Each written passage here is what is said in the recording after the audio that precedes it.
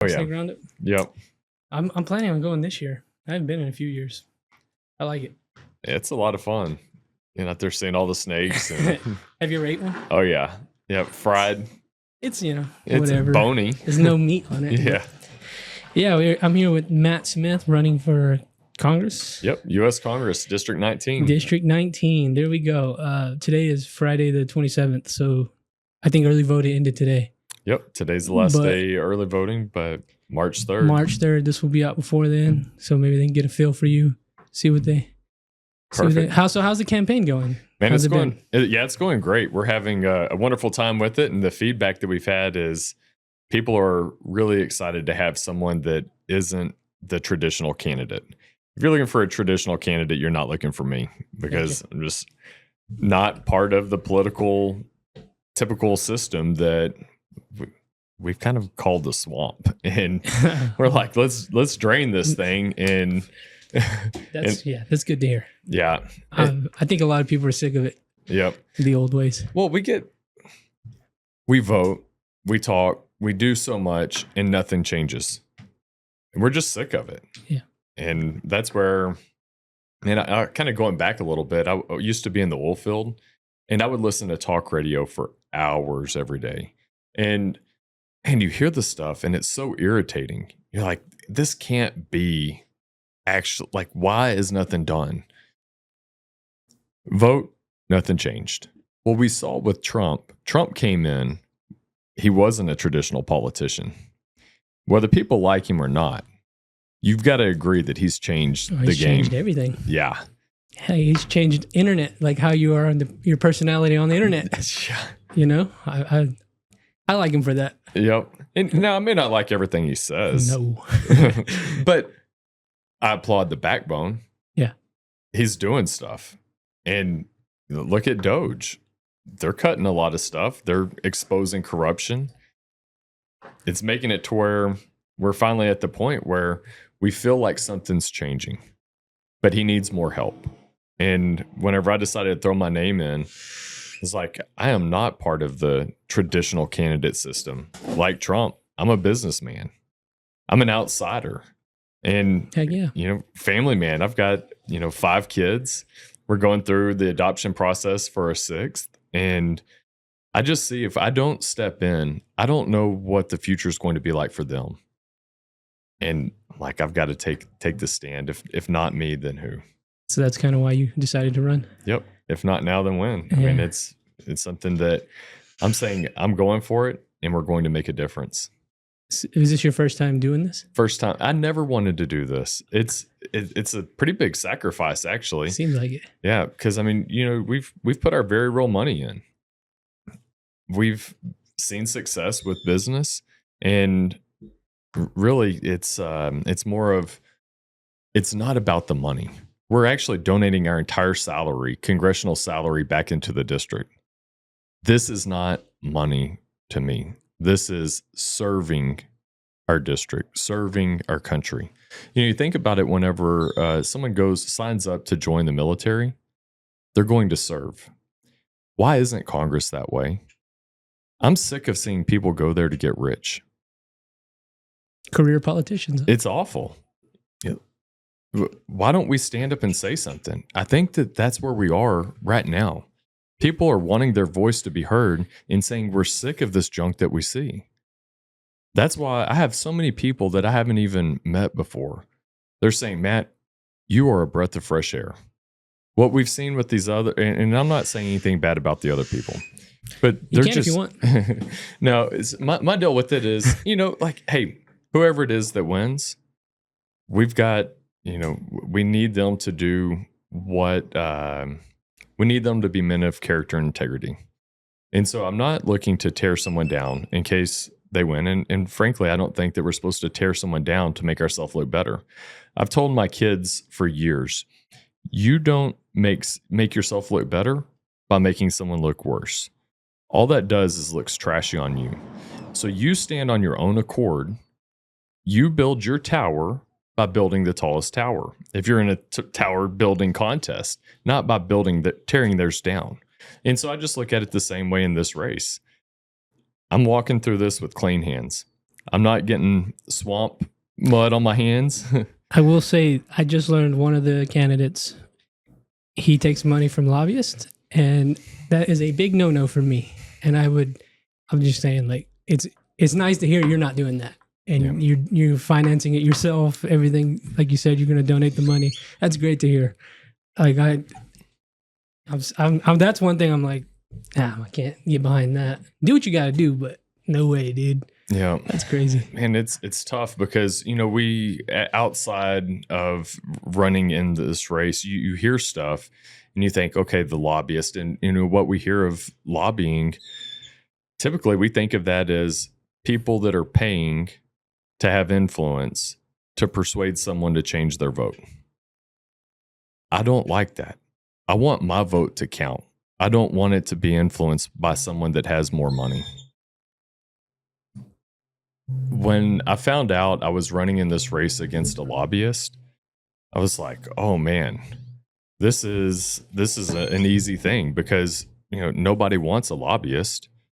And I was asked about it in one of our forums, and I just said, I've gotten to know Tom, and I like him, but I struggle a little bit with, I'm running against a lobbyist and the perception of it. Now, I like the guy, and so I'm not saying anything bad about him. I just don't like the idea of what the perception has been about lobbying. And I understand, like, there's a lot out there on it. And it's just kind of this conflict with me of, okay, I like this guy, but I also see, I don't want to see what we've had. And how do we change it if we send the same type of a person? And it's nothing against any of the people, because there's, others in the race that, there's money involved and there's a lot of stuff going around, but I have had such a good time being in this race with these guys. And I'll tell you, I've gotten to know them decently well. And like, we can really ride together. We've had so many forums and debates that we've gone to. But at the end of the day, on the way over here, actually, every day at 2:22, we have an alarm that goes off on my phone, and it's pray for the candidates. I believe that each of these men that I'm running against are still men. And I believe that God loves them just like he loves me. And so I want to do everything that I can to go after their heart and pray for them so that they are in a spot, regardless of the outcome of this race. There's only one of us that's going to win. And I don't want their identity to be built on if they win or if they lose. I want them to see who they were created to be and achieve exactly what it is that the Lord has for them to do. That's what I'm going for. We've got to love God and love people. Amen to that. And so it may sound a little weird to some people, but I just think, if we press into who are we created to be, we're going to be okay. My identity isn't in this race. My identity isn't in Fat Matt Roofing. We've built a really cool company. And a lot of people would be like, wow, you did this. It's so, so neat. You're, across so many counties and you're doing roofs all over. Like, yeah, that's neat, but it was never about me. Most people didn't even know who I was as Matt Smith. They knew Fat Matt Roofing. And so that was the part of the bridge that I had to cross, is people getting to know Matt Smith as also the owner of Fat Matt Roofing, but that still isn't my identity. And that's where I just want for everyone in the race. Yeah. Finding identity. Yeah. Outside of, a job or whatever. Yep. Yeah, man. The only reason I brought that up, though, is just I think a lot of younger people are paying attention to the money. I think they should. That's the only reason I brought that up. But I guess, what do you think is, you're representing this district, which is a huge district apparently. 33 counties. That's a lot. Yeah. A lot of people. What are some of the big issues people are bringing up to you? There's several of them. People are still concerned with the border stuff. It's, we have people that are running, fentanyl, human trafficking, people that are coming in, jihadist, that type of stuff. God knows who came in. Oh, yeah. When you have a disastrous border policy that allows anyone in, what's stopping the bad guys from coming? Have, some Chinese people coming in here with like biologicals to fuck, sorry if I cuss, but like biological warfare. People aren't paying attention. I mean, who knows what's all in here, man? That's crazy. Yeah. So yeah, I mean, that's an important one. From what I've heard, it's pretty secure now. Yeah. Well, we have a president that has a backbone and is saying, no, we're not going to just continue to let people come in. Like, we have laws, law and order. We need to be able to enforce the laws that we have. And it's weird that that's such a difficult thing for people to understand. Most people lock their doors at night. Why can't we lock our borders? Yeah. If I went to Mexico, I'd get in trouble. Right. Yeah. Illegally, but you sneak over here and we'll just let you go. And here's some money and let's take care of all of your stuff. The problem comes in whenever we have a federal government that is sticking their nose in places that they shouldn't. And when we get back to more of the constitutional principles, we look at, like in Article 1, Section 8, 18 enumerated powers. If it's not in there, we should not be doing it as a federal government. When we start doing something that's not there, that's when we get into problems. Because then we have the government trying to do something that it was never intended to do. Then we have our taxes going up because we're having to fund these ridiculous policies and wokeism of, like transgender frogs in Ethiopia, or I don't care if a person is a cat or a Furby or whatever, like all of these crazy things that have been shoved on us in education. And then the DEI, like I don't care any of that stuff. I want the best person for whatever the job is. And another weird thing how's that hard to grasp? I don't know. Yeah. No, like we need to stop being so soft. Yeah. Like whenever we have all of these things, we don't want to hurt someone's feelings. Now, I'm not saying let's go out and be a jerk, but I'm just saying I don't have to agree with someone because they identify as a frog. Like that's just dumb. Like if someone has a mental disorder, it doesn't make me need to bow down to them and let them go and be a surgeon. Like that's ridiculous. It's crazy. Yep. So there's that. There's also, looking at the inflation stuff, we had runaway inflation. It was just going crazy. And once you have year over year over year of inflation, you get prices that go up so high. And then people, they don't suddenly start making more money. So they're sliding the credit card. Every time that they're sliding that card, debt is accumulating because they don't have enough money to pay it off. And then whenever inflation starts to slow, that didn't pay off the credit card. Yeah, maybe it's not accumulating at the same rate, but they're still at this high debt and they're feeling the squeeze. Yet Washington, they're not feeling the squeeze. They want to play games and allow our government to shut down because it's ridiculous. Like, why are we playing political games whenever we have a country to run? You get upset over some little pet issue and you don't want to fund the government. What does that do to our, air traffic control, our military, and, the different people, depending upon how long this goes, this is going to be a problem. It was last time that the government shut down, but even the people at home that aren't affected by that credit card, it still hurts. And that's the thing that a lot of people are saying is, we've got this debt. We felt the squeeze. This is a problem for us. And it seems like people aren't understanding. That's tough. How do you fix that? Well, first, let's think about it. If you see one of our fat mat buckets, if we drilled holes all in that bucket, we have holes and it's not going to hold anything that we put in there, right? Everything will just come out. We have to fix the holes.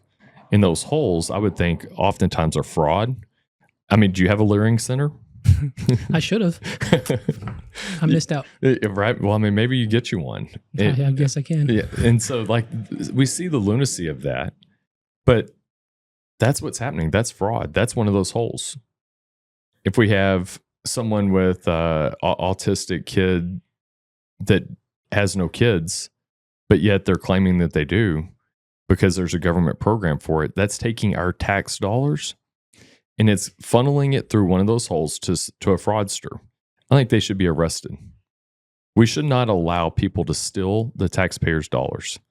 Yet that's the kind of thing that's happening. We've got to stop it. So we see that we have government involved in, like I'm saying, they stick their nose where they shouldn't.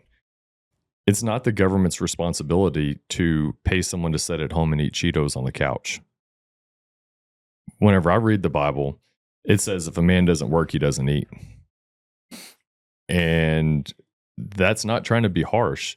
That's just saying if you're capable of working, get off the couch and go work. I don't see that as rude or harsh. I see that as I don't want to pay for someone to be lazy. You know, the parable of the talents, when there were people that were given resources to steward, two of them brought increase, one of them ended up burying it. That one that buried it heard, "You wicked and lazy servant," and it was taken from him and given to one of the other two that brought an increase. That's the way that our government should more so be. Instead, what our government does is takes from the one that produced and gives to the one that did nothing. It's just backwards. Is that why the middle class is disappearing? I think so. Yeah, because I mean, think about it. Whenever you have people that are producing and they're being punished for producing by increased taxes, and then you give to someone that's doing nothing, it's incentivizing doing nothing. Why work whenever you get paid for laziness? And then you know what it does? It creates a demand for labor. When we don't have enough labor domestically because they're sitting at home getting paid, then we have immigrant labor that wants to come in. So we stop paying people for doing nothing, make them get out and work.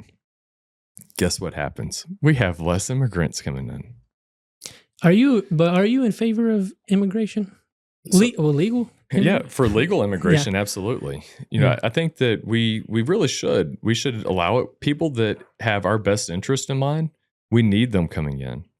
Like, I want all of us at one time came here, right? Not me. Well, our families. Right? Well, I'm saying my family's been here for a long time. Yeah. Well, for me, same thing. My family goes back to the Battle of San Jacinto. Nice. And so we were back when, you know, the Republic of Texas days. And so seeing back there, I think it's like a 7th generation Texan. Nice. And so the family's been here for a while. And my wife, you know, she has, part Cherokee.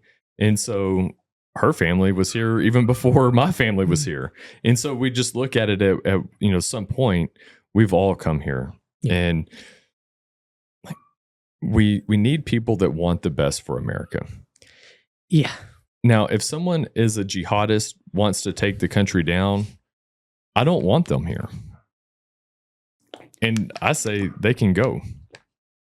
Like, to me, pretty simple. If you want to be a part of who we are, you want to fit in with our culture, you love America, I want you here. If you want to see it burned down, don't come here. That's fair. You know who I think does that well? Mexicans. Great Americans. But yeah. They love it. Yep.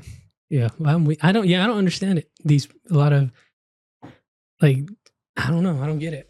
This anti-American thing that's happening. I think it's happening. Yeah.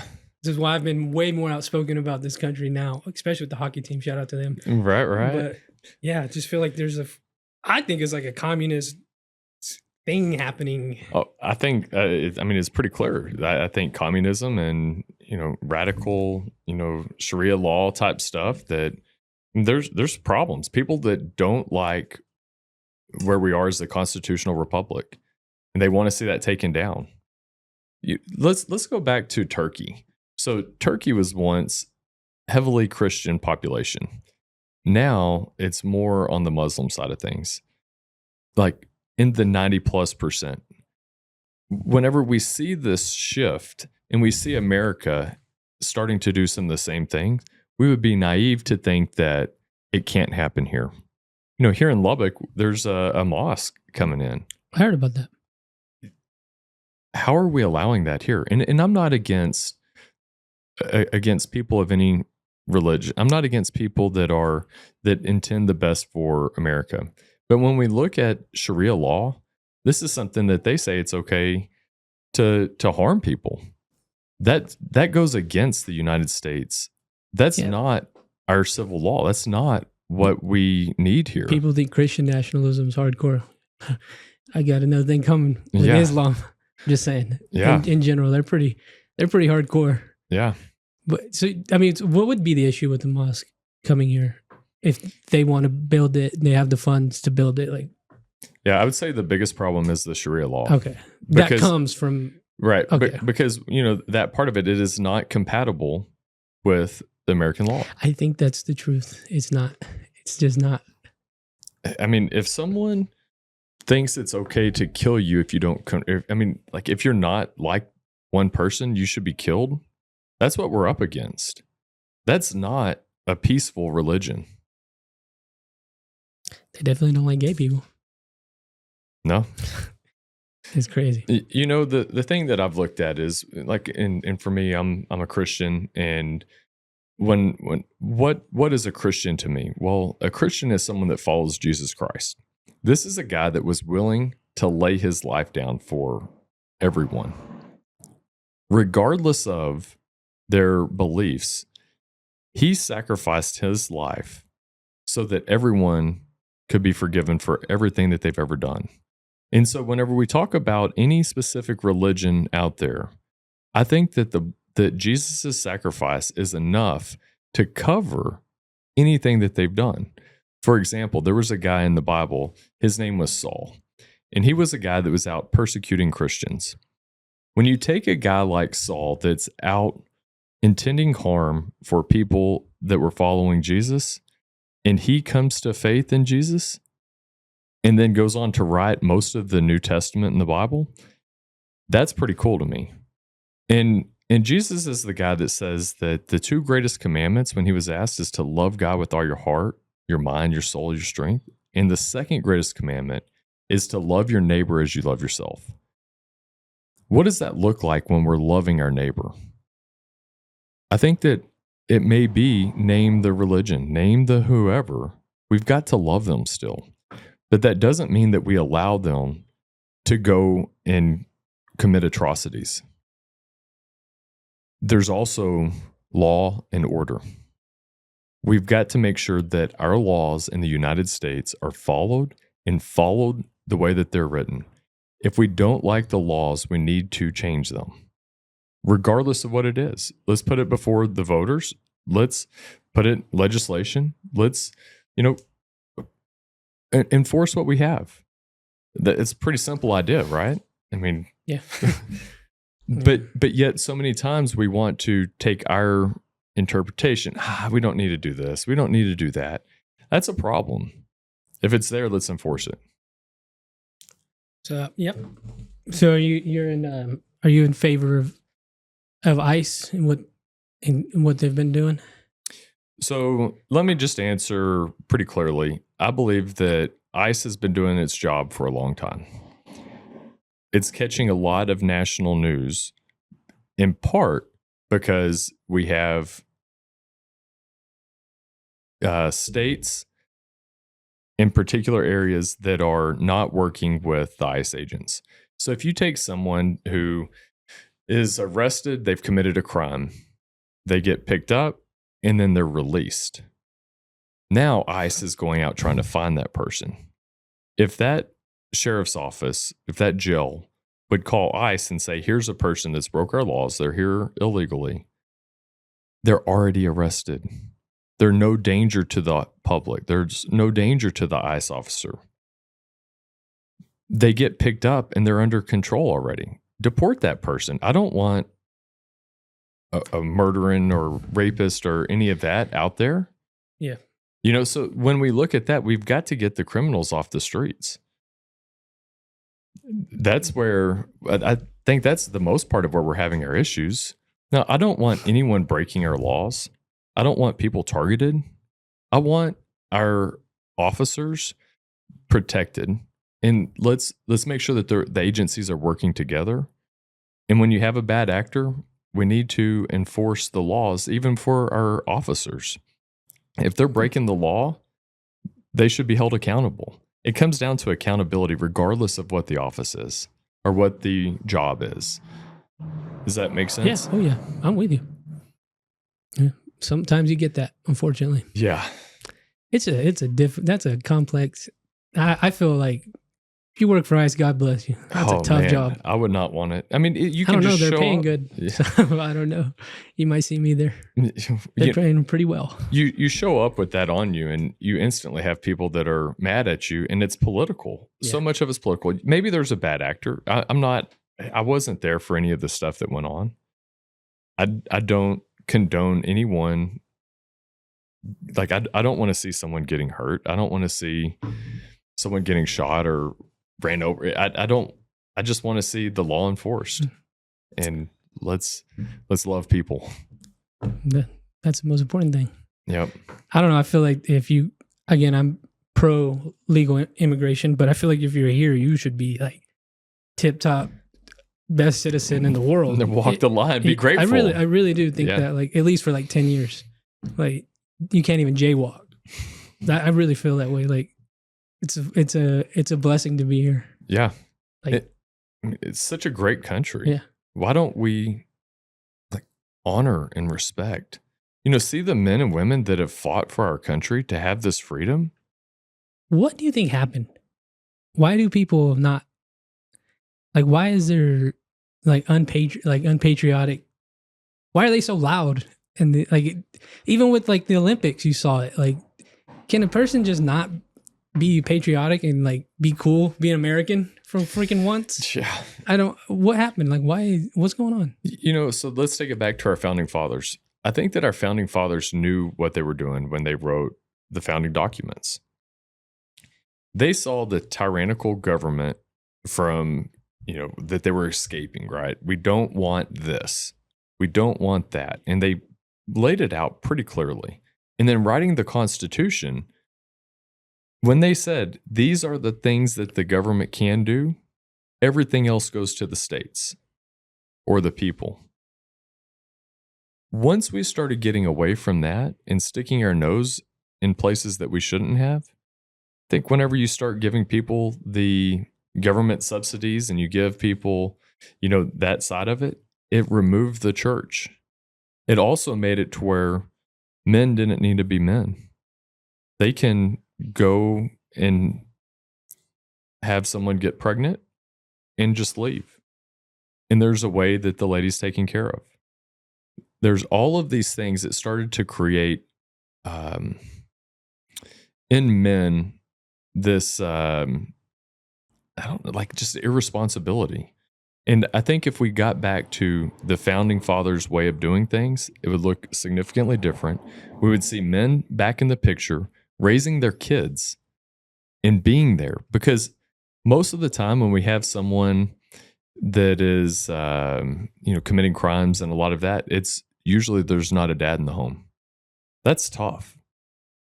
How do we get that to change? I think we've got to get back to our biblical foundations. Well, it sure seems like it. If we do, imagine if we have revival in our government and we get righteousness upheld. And so there's a Bible verse that talks about if my people who are called by my name, if they'll humble themselves, if they'll repent and turn from their wicked ways and seek him, then God will hear from heaven. He'll forgive our sins, right? And whenever he forgives us, he's also going to heal our land. We've got a broken land. There's a lot of junk going on. But if he can create the sunrise, the sunset, if he can create all of these things that we see, is $40 trillion too big of a deal for him? I don't think it is. Is he able to heal the brokenhearted? Is he able to heal the broken relationships, the fatherlessness? He's a father to the fatherless. And then we get our churches back involved. Whenever when the body of Christ goes to help someone, we're commanded to take care of the widow and orphan. We're commanded to take care of people. We've gotten away from that. We've lost community. Yeah. So much of it is right here now. Yeah. It's crazy. Yeah. And it's a mess. But I believe that there's a way. There's always a way. We just need to get back to the things that I believe that God created us for. How do we do this? Because I'm a freedom-oriented individual. I agree with a lot of these things you're saying. It's just I get mixed up when it's freedom. Like, how do we do this without making people do this? Yeah, absolutely. And really, we have, even going back to like our founding fathers, they did not want to have a mandated denomination or a mandated religion that was forced upon the people. We have the ability to worship how we desire. I do see that they were people of faith. Whenever you go back and read many of the early documents, People should. they understood faith. They were people that loved God, and they wanted this republic, this constitutional republic. And somehow we've gotten away in thinking, oh, well, they weren't actually Christians. That's not what the founding fathers, like they were. And whenever I look at that, I think if we get back to that, and it's not about it being mandated, it's about a genuine relationship. Because if it's about your parents' relationship with God, that's not what we need. We need for you to have that personal relationship to where whenever you pray, you're not just talking, you're also listening. And you understand that, just like Jesus said, my sheep know my voice. So if we know his voice, then we should probably spend some time listening, right? And then being able to do as he leads us. I was in Africa, and we were kind of going out to this area out in the wilderness, and there's a bridge, and there's a whole bunch of sheep. All, like, hundreds, if not thousands of sheep are coming up to the bridge, and then they cross, and then when they're on the other side, they all go different directions. And I'd asked the guide that I was with, how do they know which way to go? And they said, oh, well, their shepherd is leading them, and they know his voice, they know his sound, they know him. So all of these sheep that look like sheep to me, I'm like, there's thousands of sheep, but they all knew him, and they would follow him, and they wouldn't go with the other shepherd. That's what I think it looks like, is in that spending time with him. Out of that relationship, things change significantly. But what we've had is, it's been popular, or it's been advantageous for us in America to be Christians. There hasn't been a sacrifice. There hasn't been, like, it doesn't cost us anything, because we can say we're a Christian on Sunday, and then Sunday night or Monday or whenever live completely different. We've reduced it to just be, okay, I prayed my prayer, I checked the box, therefore I am now. There's more to it, and it's a deeper part. It's whenever we accept him, we die to ourselves, and we turn from the things that we're doing. It's not just a prayer and a check box. Let's actually live for him, and let's get to live in the fullness that he created us for. And that, when we independently have that relationship and we go into things of the kingdom, man, this adventure, it's amazing. I can tell you, I believe that he speaks. I believe that I hear him. And I know that may sound crazy to some people that are watching, listening right now, but it's what I believe. Maybe one day they'll hear him. Yeah. And I wouldn't be in this race right now if I didn't think it was for that. We had many, many people that had started telling me, Matt, you should run. Matt, you should run for this. You should run for that. And it's always been no. But we ended up feeling like, whoa, there's something that changed. Fasted, we prayed. And what my wife felt she heard is, the time is now. And what I heard was, the horses are saddled, let's ride. And whenever I feel that my Father tells me the horse is prepared, but the victory is the Lord's, that's what Proverbs tells us. He said the horses are saddled. That means they were prepared. Let's means he was going, and we get to go along with him. And I said, let's ride. And so that part of it, I knew nothing about all of this stuff. I've learned so much along the way, but I know that there's things throughout Scripture that talks about, hey, for such a time as this. And whenever he's leading me in a direction, I've learned that I want to go and I want to run with everything that I have. So I jumped in this race, filed December 5th. And here we are, the 27th. 27th. Dang. That's not long. And to be at this point where we are, it's looking really good. And it's looking like it looks like there could be a runoff. That's what I heard. Nice. And I'm just like, okay, let's go and get to follow him. Now, and there's, I've talked a lot about, faith and religion. There's other things that are very important too, but I believe as a person that follows him, that's just part of who I am.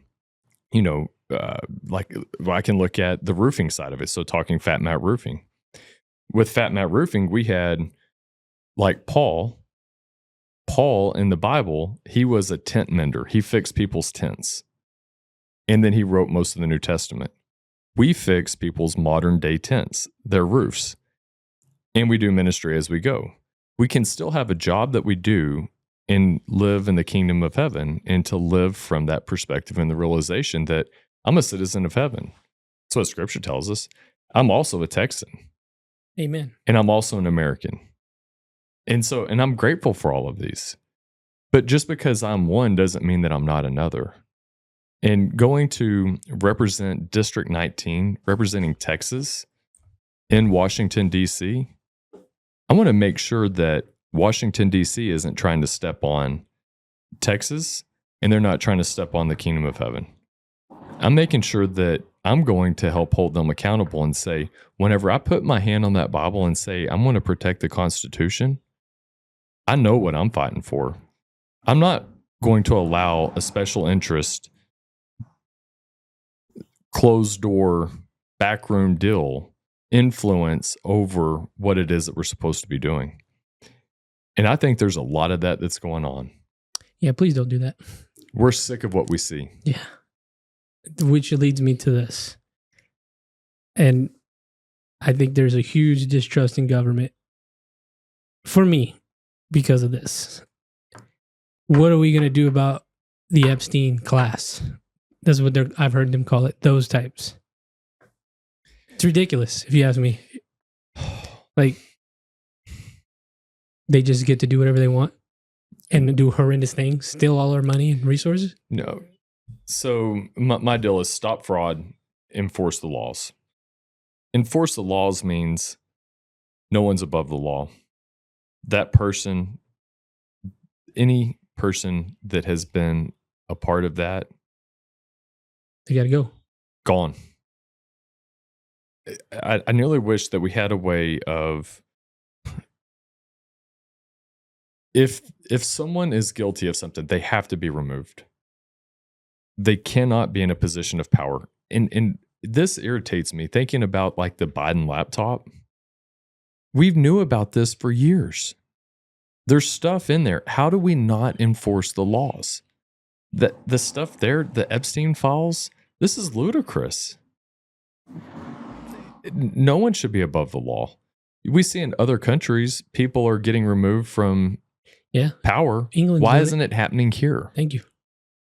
I think if you start doing that, people will have faith in the government again and trust a little bit more. Yeah. Well, I'm completely like, what's going on? It's disgusting. Yeah. And it's infuriating. Like money, power, and I believe sex. Those things are controlling so much of our government. I think that we have people in a compromised spot. If you can have blackmail on someone and become the puppeteer, we've got a problem. And I think that the Epstein files are showing that to America.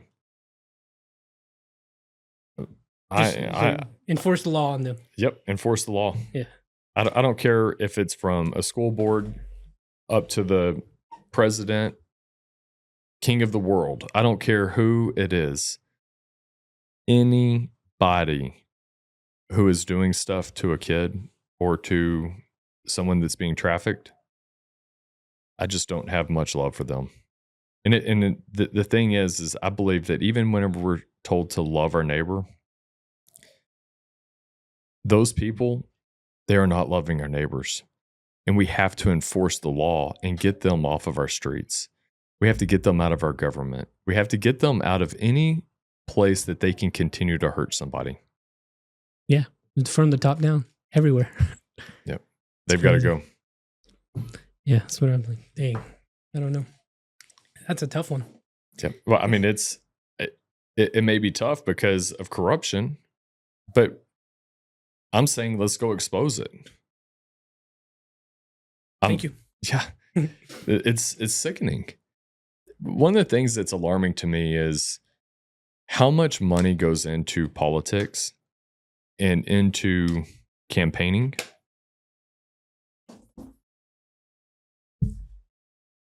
I put my money in. We've had a little bit of money that's came in from other people. But anytime someone's talked to me about finances, I've told them, if you want to give to me, know that you're giving because you like who I am and what I'm saying. But I'm not going to change for you. If you give to me, it's because you're sick of the system. You're sick of what you've seen, of the special interest paying people to have. There's an expression, why get into politics when you can buy, or why be a congressman when you can buy a congressman? I don't like that. And I think that it scares some people because they realize that I can't be bought. I'm not in this for the money. Have you seen the system work against you because you can't get bought? In a way? I have seen people actively working against me. Because you can't get bought. Yeah. Well, then you're doing something right. Yep. And I mean, it's tough because the political machine is a real thing. Yeah. Yeah, you seem pretty well in your faith and grounded in who you are. Like, if you win, does it scare you to go over there? No, it doesn't. I mean, I've realized that. You're so close. Does it scare me?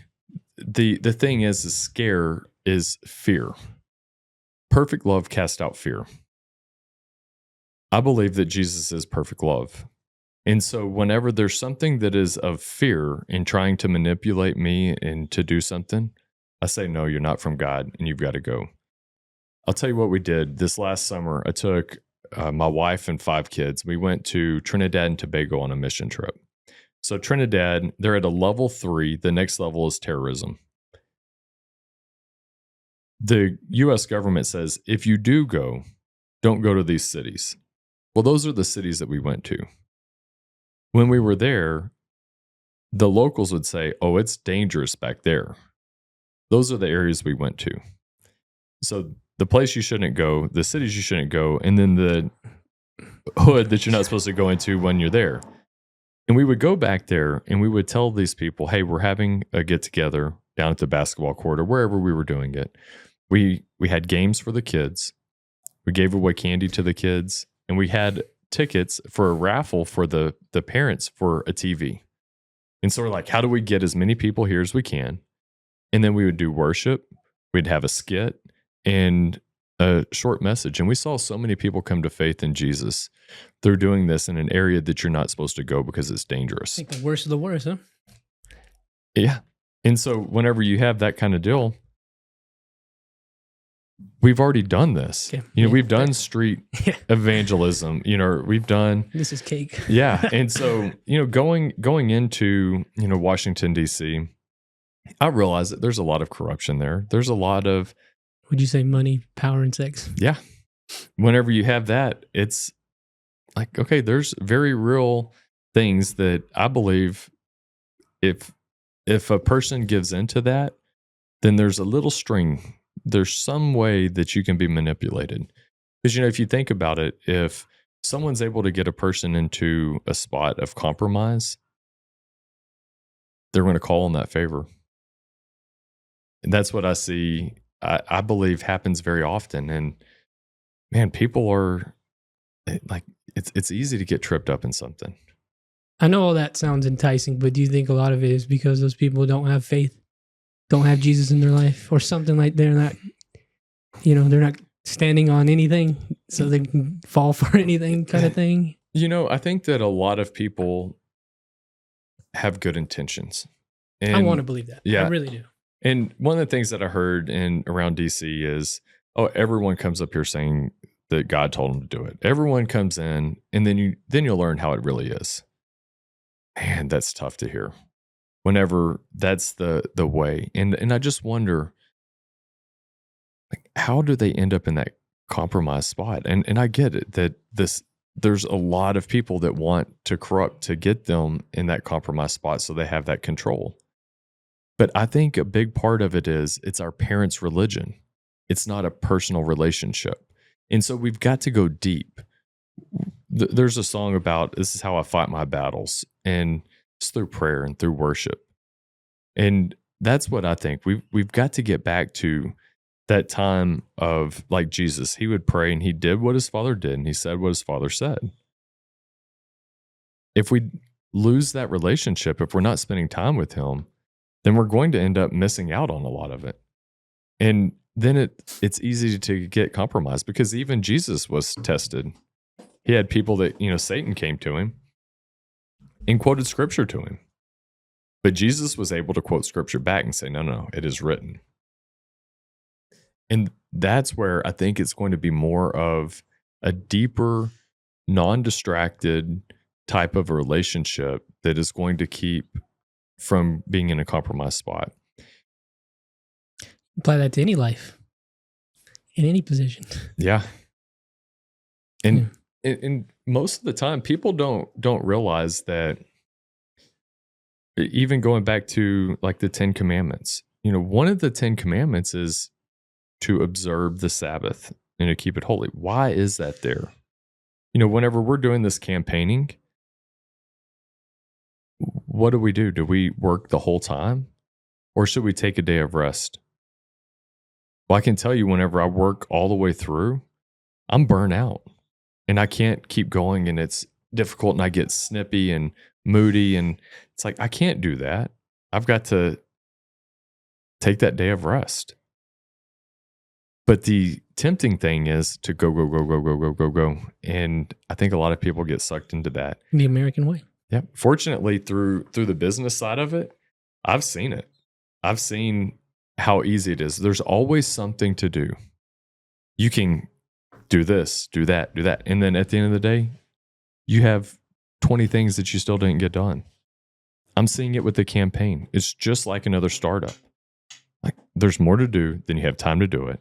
So what do? You do all that you can do. You prioritize and get those things done. And then you go to bed knowing that there's more to do tomorrow. But a lot of times people want to just keep going and they want to overdo it. And then the next thing they know, they're burned out or they've gotten stressed out. They ended up in a compromised spot.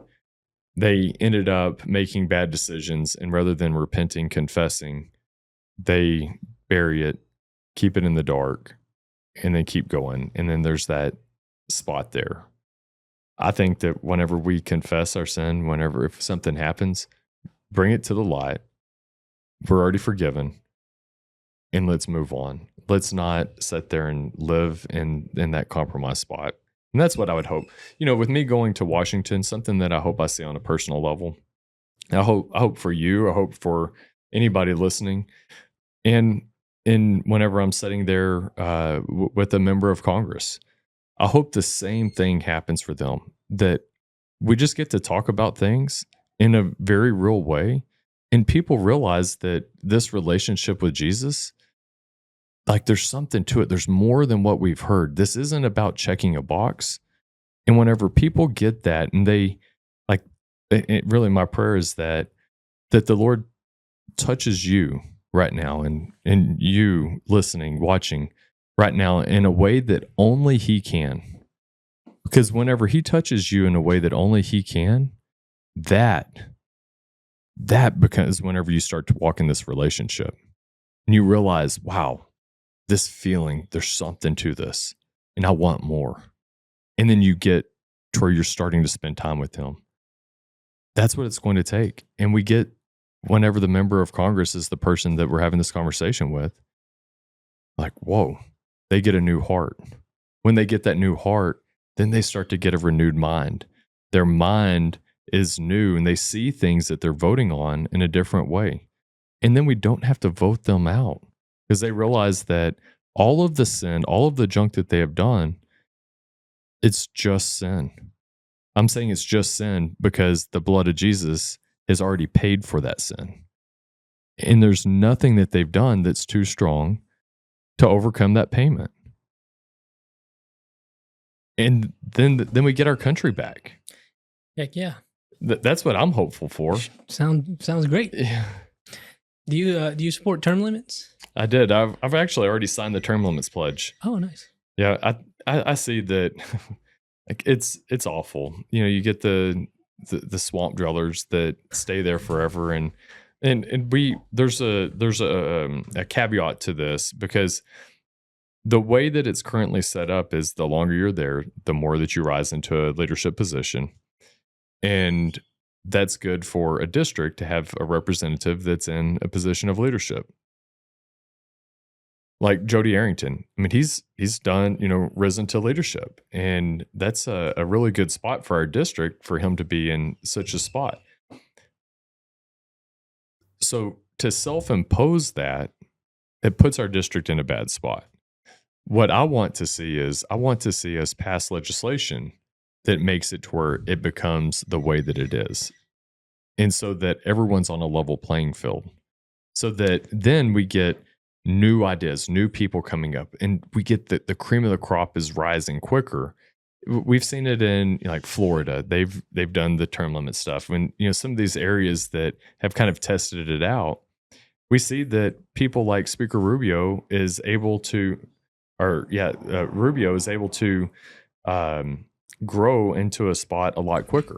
I hope he runs for president. Yeah, it'd be pretty cool. Yeah. And so, like, I see these things. I'm like, we need to do this on a federal level too.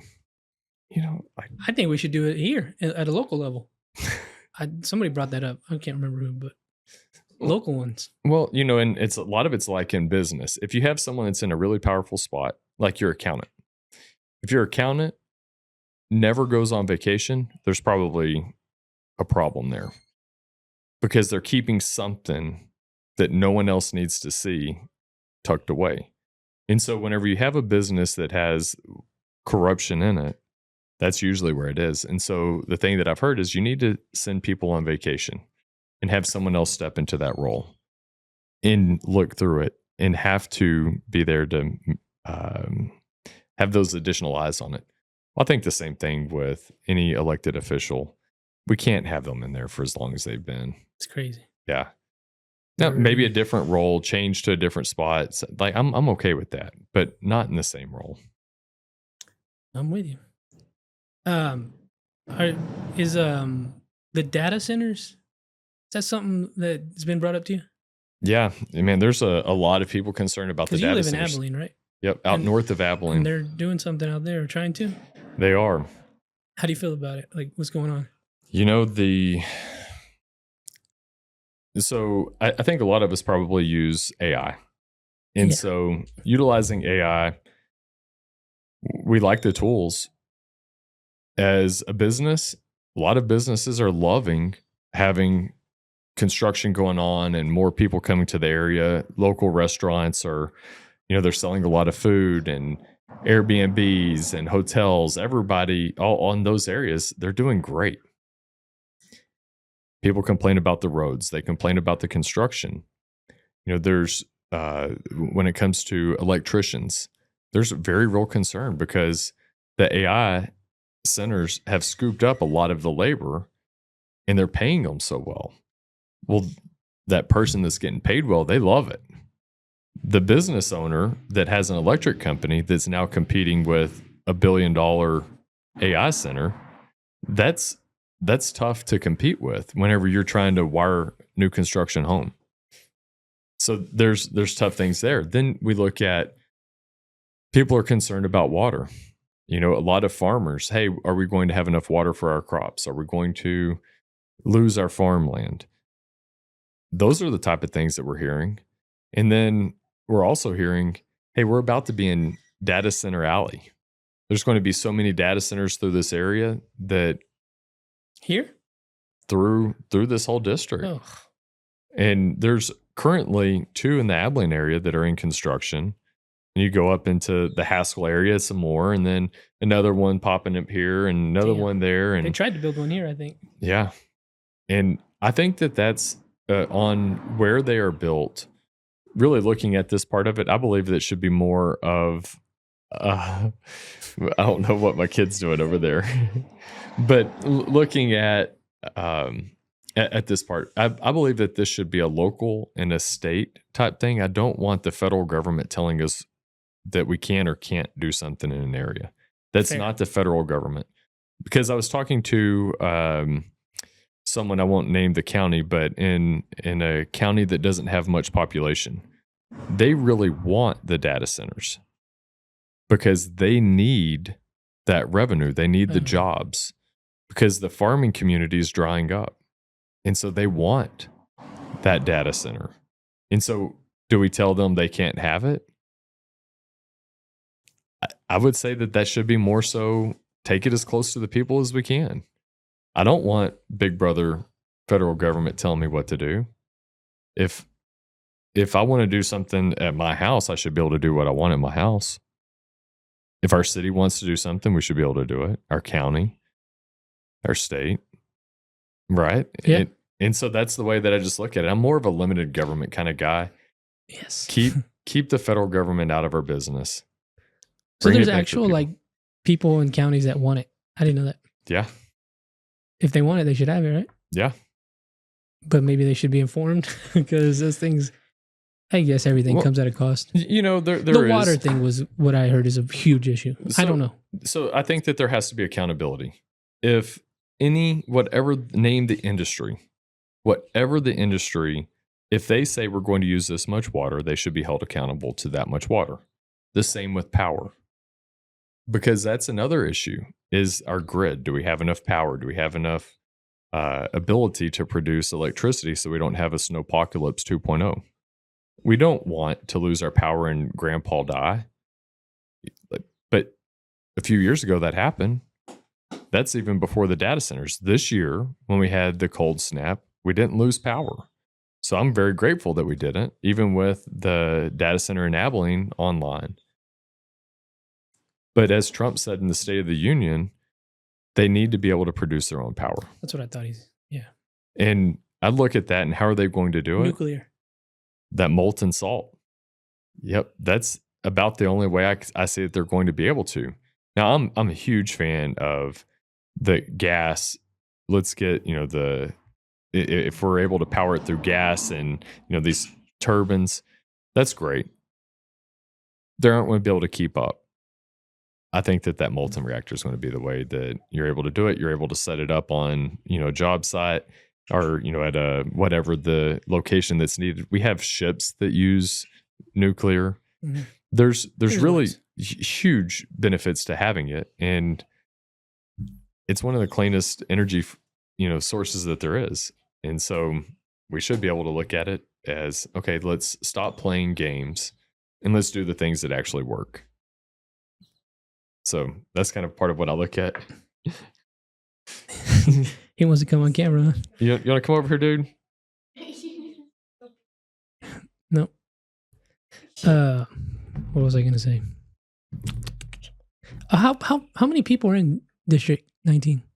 So we have around 800,000. Holy cow. Yeah. How do you listen to everybody's complaints?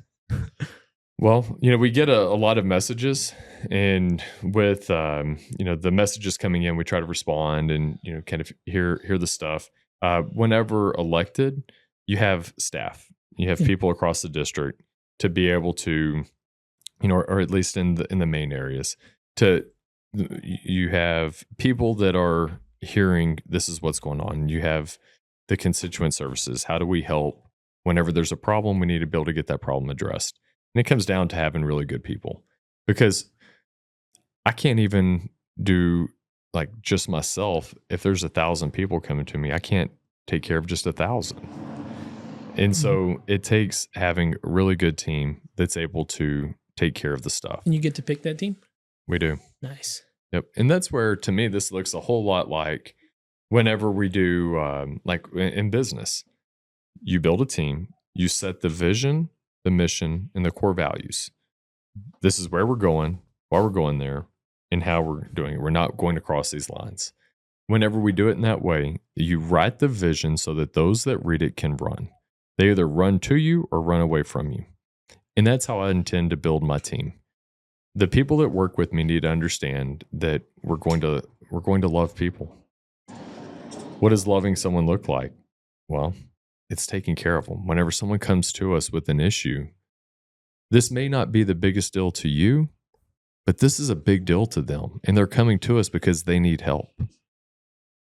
Honor, respect, and help the people. That's the way that I see it. We've built a great team. We pour into our team. We get the training for the team. And then they're able to, and we love our team. And then they're able to love our neighbors. That's the way that I see it. It's, going back to scripture, there's a guy, Jethro, who told essentially his son-in-law that, hey, you're trying to do this all by yourself. It's not good. What you need to do is you need to put, you have a few people that are over a few people that are over a few people. And essentially you're able to take care of all of these things along the way. Now, that's super general. We have a system set up so that people are taken care of. That's how we do it. And do you move to Washington, D.C.? So about half of the year is spent there. So you don't have to move there, but you're going to be there. Yeah. So with us, we homeschool. And so the family is able to go with me wherever it is that we're at. Whenever I did oil field work, the family would go with me. Okay. And we're just kind of used to being able to go and... Well, homeschooling seems like the way to go. Yeah. Dude. What I've heard about public education. So think about this for these two. Today we're at a restaurant and people are like, I'm voting for Peter for president. And yeah, that's what I heard. Yeah, and here he is as an 8-year-old, and it's at the Pancake House? Yeah. Nice. And then you have Kaitlyn, who she's done the marketing for most of this campaign. Nice. And for Fat Matt Roofing. If you see some of the videos out there, it's that young lady that's done it. I think that's pretty stinking cool. That is. And that's part of, like, what does education look like right now? Like, this is civics for them. Getting to go and see this. Not many young people are able to get in this close to a congressional race, understanding what's going on in our federal government. But they are. And I also understand that not everyone is in the spot that we're in. Not everyone's able to do this. Some people have jobs that they have to work, 9 to 5, and kids aren't welcome to go with them. So I think that them being able to have education outside of the homeschool is really important too. But I don't think that Big Brother federal government should be telling them what to do in the states. No. Get rid of that. Yep. There's a lot of government overreach. Yeah. Lots and lots. It's ridiculous. Yep, really is. What happened? Money? Power? And I think another, I can go really far down a rabbit trail, but whenever, I'll stay away from that for a little bit. When you get elected, can you release the UFO files? Can you tell me if there's aliens? I would love to know about that too. Have you ever experienced something like that? Living out there where you live? No, I've never, seen any UFO stuff or any of that. It's, the vastness of the universe. Whenever reading the scripture, God created the heavens and the earth. Like, there's a lot out there, and I do believe that there are creatures that were created. I believe in angels and demons and the such, and so there's demons in Washington. Yeah. So when we see all of that, like, I'm not so sure that whatever the being is, that there's not stuff there. So it'd be crazy. I want to believe so bad. I really do. Oh, that's what I was going to ask you. Why Abilene? Is that where you were born? Yeah. So I was born and raised. Oh, I didn't know. Yep. I guess only like the biggest ones are Lubbock and Abilene cities in the district. Yep. So born and raised out there. I grew up out north of town, out at Fort Phantom Lake, and it was just home. Field in the front yard and lake in the back. Nice. And just really loved being able to, be out in the country. And we were still close to Abilene, so you can go into town, but live out and go fishing, go. It's the life right there, Yeah. man. Jesus. Oh, it's great. Yeah. Love that part of it, and then whenever we started Fat Matt, we did Fat Matt Roofing 2014 in the Abilene area. We started roofing Midland, Odessa, up here 2017. We got our office in Lubbock in 2018. And really, we've done some other areas too, but we've been on roofs in nearly every one of the 33 counties in District 19. Boy, that storm really helped you guys, huh? Man. Yeah. It messed everything up for us because we were putting up Christmas lights. We were having to work around roofers the whole time. Yeah. Good for y'all, huh? Yeah. But man, it's a great area. I love the values that we have out here. In West Texas, we're kind of the salt of the earth kind of people. Yeah. And I believe that the rest of the world needs to see the core of who we actually are. We need someone to go to DC that gets like the people. And I think that I represent that. I feel that I'm a real guy. I grew up, my parents, they weren't wealthy. They didn't have, everything that we wanted. They had everything that we needed though.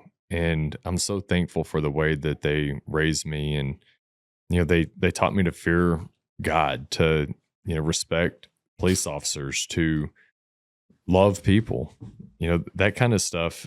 It goes a long ways. And I think that that's for the most part who we are out here. We're sick of corruption. We don't blindly follow people. We, don't touch my guns. Please don't. Yeah, don't touch my family, my faith, our freedom. Like, we're going to stand and fight. And it's in the blood. Yeah. There's something great about this place. Yeah. I don't know how to explain it to people unless you're here. Something in the dirt. Oh, it's that West Texas freedom. Yeah, it's awesome. And then you get those windy ass days like we did last week. Was it windy out there? It's depending on the day. Yeah, it was bad on Tuesday last week. It was nasty. One of the things, kind of talking about some of that, the West Texas freedom, I was toying with doing some of our campaign with West Texas freedom and the acronym. WTF? I thought, man, that would be really funny to have that on there. But then I'm like, man, there's so many people that would be offended by it. That'd be a cool shirt. Yeah. We've got some logos that we came up with, the West Texas faith, West Texas freedom, West Texas family. Like, there's values that we have out here that I believe West Texas is kind of the core of who we are as America.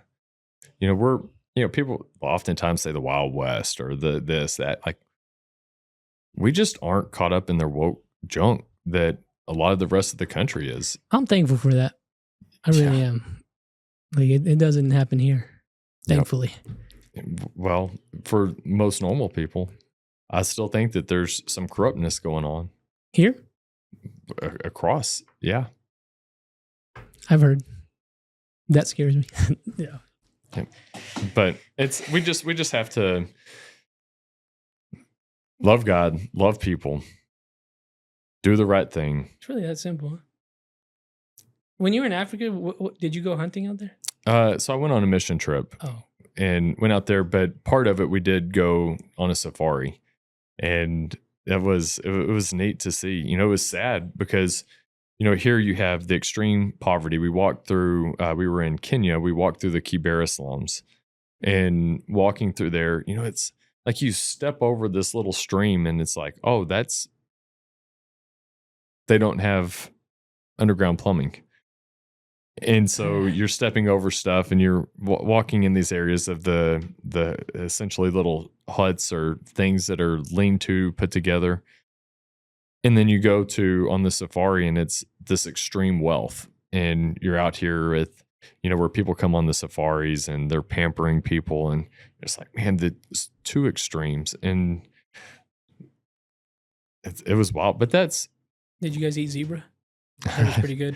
I don't know that I ate zebra. We went to like one of those Brazilian style steakhouses, I've seen like videos. I didn't know. Yeah, they had I don't know what all I ate. According to the YouTube, they said that the locals said elephant tastes the best. That's what they said on the YouTubes that I watch. But I don't know. Wow. Yeah, I don't know if I could eat a freaking elephant, but that's what they said. I mean, one bite at a time. Yeah, there you go, man. Were those? So you were doing mission work. Were they pretty welcoming of Christianity? So we went over there with a group. I think it was, this was 15 years ago. But it was, I think, Christian Ministries in Africa. And so the church that we were going to had some people that were there. We went and we just kind of helped out with some of the orphanages, because a lot of the people there are born with HIV, or they get it really at an early age. And so we went to the orphanages and some of the schools and tried to love on kids. Yeah, people think America's bad. Oh, man. The rest of the world, huh? So we were in an orphanage, and these kids, they tell us, okay, this building over here is HIV positive, this is HIV negative, and then they say, okay, the kids are going to come out and they're going to want to show you their rooms. We just want you to know, like, kind of beforehand, be mindful of like blood, and kind of giving us that heads up. And the little boy that comes out and grabs my hand, and just so cute, and like wants to, these kids just kind of cling to people because they're starving for attention, and came out, and then they wanted to show you their room or their bed area. Kid takes me into the HIV like house, and it's like, wow, this kid is living with this disease, and like that's tough. I had never experienced someone that was going through that, and this is 15 years ago, and I didn't know anything about this stuff, and that was sad to see that. I don't know, it's maybe 6, and living with that. It's crazy. And then we're running on the soccer field, and here's a nail, rusty nail, and glass and part of it. And these are the kids in the orphanage. They're the ones that were fortunate. Many of the kids that were just orphans and out on the street, they didn't have a home, a place to lay their head.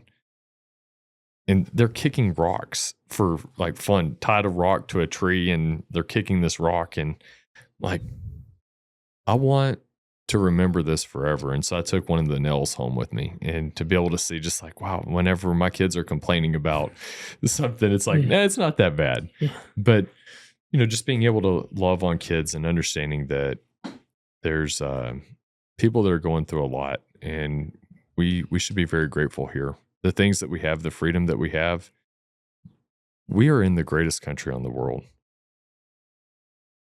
Amen. We've got to fight to protect this. That we do.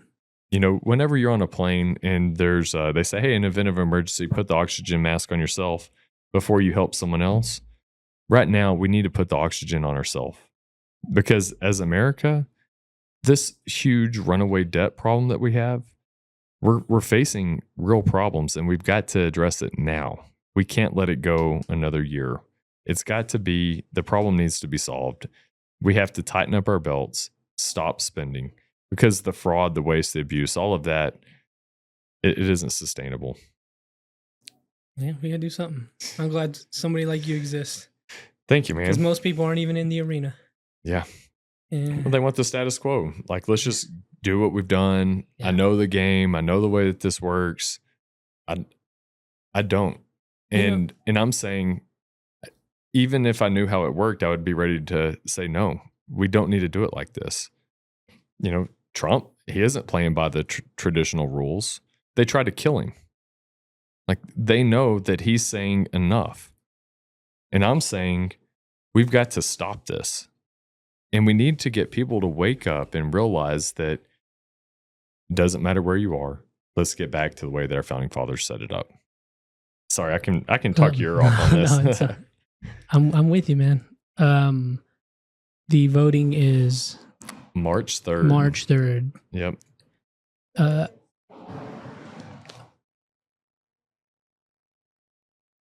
Early voting is done, I think. Yep. As of today.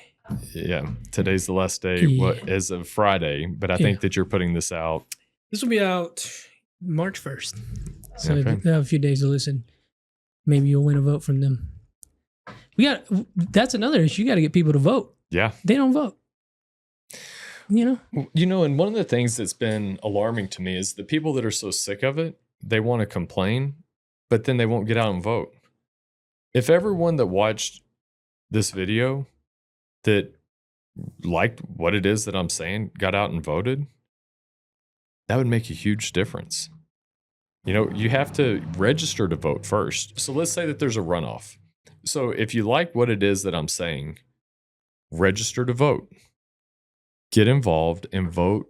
I believe it's up until May 5th is when the runoff is. We've got to get people involved, get out and vote. That way that we can send me in to be able to deal with the stuff I'm talking about. That's crazy.